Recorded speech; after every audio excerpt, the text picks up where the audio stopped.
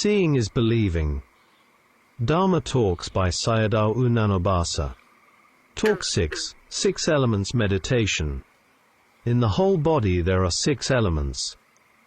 Earth and water elements form one group. Fire and air elements form another group. The space element consists of gaps and spaces in objects. The final element is the knowing element, which is the mind or consciousness. Except for discerning arising and passing away, a mind dominated by sloth or restlessness is not truly meditating. A heavy or corpulent yogi has more earth and water elements. These combine into heavy material phenomena. Fire and air elements are light and move upward.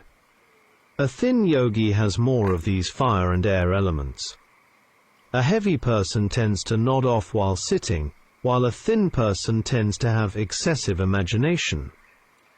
Therefore, a heavier yogi should breathe out longer, breathing in and out fully. If one is prone to nodding off, one should lengthen the breath, and sometimes lightly bite the teeth. Nodding occurs due to excessive samadhi and insufficient effort. If the mind is restless, one should breathe faster. After adjusting the 4 elements in the body, one continues insight practice. The hardness of the earth element does not appear continuously, it arises in gaps. In the same way, heat and motion arise and pass away with gaps in between. The yogi should focus on the sense of touch, space and mind during the discernment of impermanence. The ending of one material or mental phenomenon is impermanence. Before the next one begins, there is a gap or space. Because of the rapidity of phenomena, it is difficult to discern the ending instantly. However, by seeing these gaps, impermanence becomes clearer. Seeing impermanence is seeing the short gaps. Mental phenomena also have gaps. For example, seeing consciousness contains many short gaps.